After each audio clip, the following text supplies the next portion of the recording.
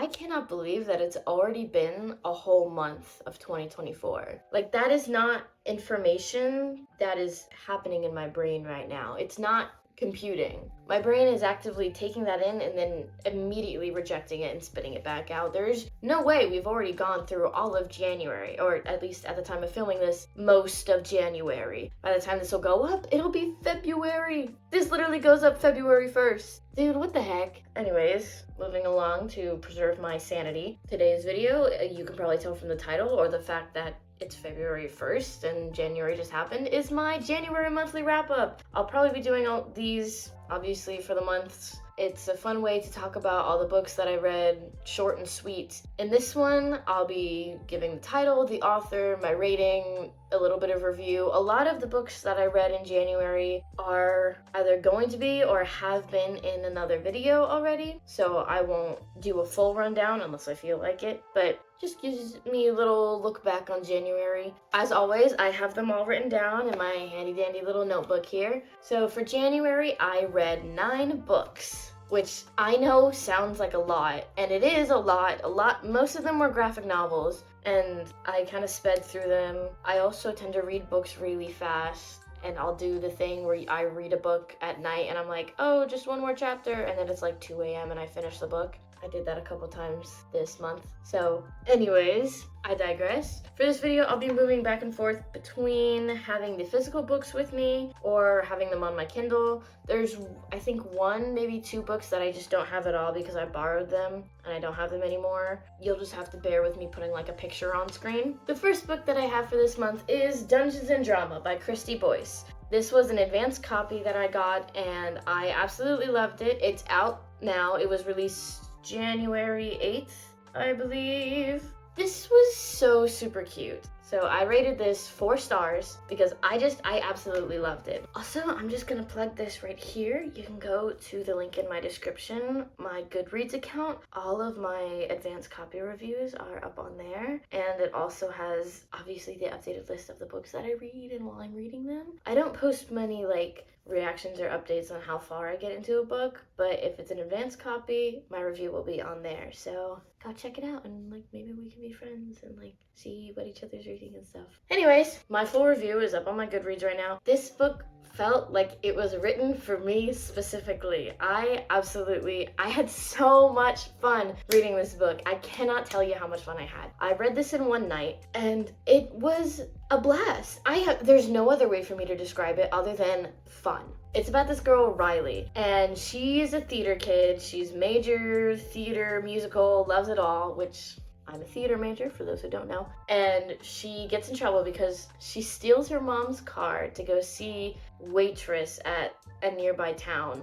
And she doesn't have her driver's license, which is all kinds of illegal, and she's so lucky that she didn't get pulled over or anything like that. Her punishment is that she has to work at her dad's game store. What the store is, it has video games, but it also has a bunch of board games. That's mostly what they sell, is the impression that I got. And it's a lot, they do a lot of like role play, actual play, stuff like that. So the D&D, obviously, the book title is Dungeons and Drama. And at the store, she not meets, but ends up working with this guy named Nathan, who she knows from school, and they end up fake dating because Nathan wants to make this other girl jealous and Riley wants to make her ex jealous, but also prove to her ex that she doesn't need him anymore, which her ex is a jerk and I hate him so much. Anyone who knows me knows that I love fake dating. If you want my list, my top list of tropes, this is in no particular order: fake dating, grumpy sunshine, enemies to lovers. If you've got that, you've got me, okay? Do you hear what I say? Underneath that, we've got found family. I'm a sucker for a found family. So basically, this book was written for me because not only am I a major theater kid, but also I am a D&D nerd. If you can tell by the D&D poster that I have that I showed you guys in my book nook tour, I have so many D&D books. I have too many sets of dice. I have played before. I've DM'd before. I am the nerd. So combining theater and D&D in this book was like beautiful, and I loved it so much. I had so much fun. There were so many times when I was bust out laughing at this book. I cannot stress this enough. If you love just fun and you're also like maybe a theater nerd, maybe a D&D nerd, It's a cute little romance, and we got a little bit of like a jealousy trope going on. It was really cute and I loved it. I gave it 4 stars. The reason why I didn't give it 5 stars is just because the writing at the beginning was a little too young for me, which this book is, it's young adult, I believe, but it's definitely the younger side of young adult, like just branched out from middle grade into young adult. And so just for me, obviously I'm older, and so that I didn't click with the beginning as much necessarily, but after like the first 2 chapters, I was hooked. You had me. That's it. The next book that I have is Project Nought by Chelsey Furedi. Obviously, I've already talked about this. If you haven't, go watch my queer graphic novel video. It's the last one on my channel. Very fun. I loved this. I rated this 5 stars. It was sci-fi, it was queer, it was cute, it was funny, it was dramatic, it had me. The mystery.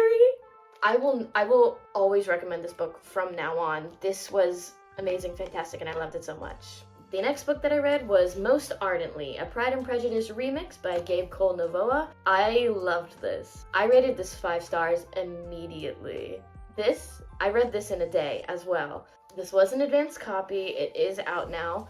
The review is up on my Goodreads. I cried reading this. The ending, I cried. Come closer. I'm gonna share with you guys a secret that you have to promise not to tell anyone, because I already get crap about it from my roommate, okay? I haven't read Pride and Prejudice. I haven't seen Pride and Prejudice. Obviously, I will be changing that soon, hopefully. If you really like Pride and Prejudice, please give me motivation to read it, because right now I just don't want to. But this book, so good. So good. Are you kidding me? So good. Oliver, the main character, loved him. Loved him. I saw so much, maybe too much, of myself in him. I related to his struggles a lot, and it was so good. I can't stress enough how much I loved this book. It was a really interesting look at period pieces and how queer people might have lived in these time periods, because queer people existed, is the thing. Queer was always here. End of story. So it's really cool to see it and read about it. Obviously this is fiction, but it's not terribly far off from what could have been. And the author does mention stuff like that in the author's note at the end of the book. And it was just interesting to kind of read about that too. I loved this. I loved the characters. I loved the relationship between Oliver and his sister. It was just so precious to me. I love that his sister would literally do anything for him. I loved it. I loved it so much. The next one that I'll be talking about is Check Please, Volume 1 and 2. Now, Goodreads counted these as 2. I'm counting them kind of as 1. If you watched my video, you would know. I loved these. I rated them 5 stars collectively. They are so cute. That's the second one. They are so cute. They are adorable. They're also kind of a real, but also kind of like fluffy, cute look at like a gay hockey relationship in college. This is the OG hockey romance. That's all I have to say. My next book that I will be talking about is Blindsided by the Spotlight by Elora Maxwell. This book, I will also be talking about it in a future video. I'm gonna do kind of, not necessarily a wrap up, but a video on all the arcs that I have in February, because I have 6 and I needed some sort of motivation. Anyways, Blindsided by the Spotlight is a pop star ex-football player romance, very much inspired by the Taylor Swift Travis Kelce kind of going on right now, which obviously Swiftie here. I loved it. It was cute. I rated it 4 stars just because I really, really enjoyed it. I wish we had gotten a little more backstory on the relationships that they've had in the past and just kind of their respective backstories. I go into it a little bit more in the video that I'll post, but I just wish we had a little bit more, because I think it would have provided better context for one scene in particular, but also a bunch of other scenes. I really enjoyed this book. The romance was so cute. It's very clear that obviously it's inspired by Taylor Swift and Travis Kelce. And you can see that at kind of the beginning, and also there's like one scene where they're like in like a car convertible, and it's like, oh, I remember those pictures of Taylor Swift and Travis Kelce. But it definitely stands on its own, in my opinion. The main character, Mae Evans, she's not as big as Taylor Swift is. She's like a smaller country artist who's gaining popularity, but she's not the big global superstar that she probably one day will be. And a lot of the plot points are obviously fictional, and we don't actually know what happens with Taylor Swift and Travis Kelce because they are literally real people, and we don't know or need to know anything about their personal private lives because they are real people. But this romance was cute, and I liked it. It's out now, so if this is your thing, go pick it up. Up next, we have Laura Dean Keeps Breaking Up With Me by Mariko Tamaki and Rosemary Valero-O'Connell. I had mixed feelings about this after finishing it. I still kind of do. I rated this 3.5 stars eventually. It wasn't what I thought it was going to be. It was a lot more serious than I thought it was going to be and probably needed to be. It's a very important story about some very hard topics, but I just didn't connect with it, unfortunately. It was still very good. The artwork is amazing, it's beautiful, and it's a really good story. It just didn't hit with me, unfortunately, and my ratings have to stand by how I feel. Next, we have Firebird by Sunmi. I love this. This was so good. The art is beautiful. I loved the Firebird and how it kept coming up. I felt so much for the main character. I rated this 4 stars. I related to her in so many ways. I saw myself in this, and it just meant so much to me having this story out in the world and finally reading this story. Honestly, where was this book in my life? Because I needed it. Like a couple years ago, this would have hit so hard. This was good. Now we are getting to the fun part. Obviously, if you've kept count, and if you haven't, that's fine. I don't expect you to keep count. That was only 7 of the 9 books that I read this month. The last 2 I wanted to address specifically, because one of them, unfortunately, falls into the St. Martin's Press boycott that I have talked about at least once before. If you don't know about it, I'll link to the video where I kind of talked about it a little bit more, but basically, St. Martin's Press and all their imprints, there's a marketing boycott on them right now due to some insensitive comments that they made and their inability to take responsibility for their actions. And unfortunately, one of the arcs that I read this month falls under one of their imprints, which is a tragedy because I loved it and I rated it 5 stars, and I would love to talk about it, but I can't. The second book that I wanted to mention, and probably the last book that I'll talk about, is Iron Flame by Rebecca Yarros. For those of you that don't know, Rebecca Yarros is a Zionist, and we do not support that here. Instead of talking about this book in any way other than name, I instead want to talk to you about the genocide currently happening in Palestine. A lot of you probably know about it. If you don't, educate yourself, because it is a tragedy that is happening in real time right now. I'm not going to pretend like I know all the information because I don't. And obviously it's being updated real time. Educate yourself, and don't just get your information from Twitter, because Twitter can be biased, especially now. No matter what kind of platform you have, it is important to use your voice, and it is important to speak up about things. I encourage you to do your research.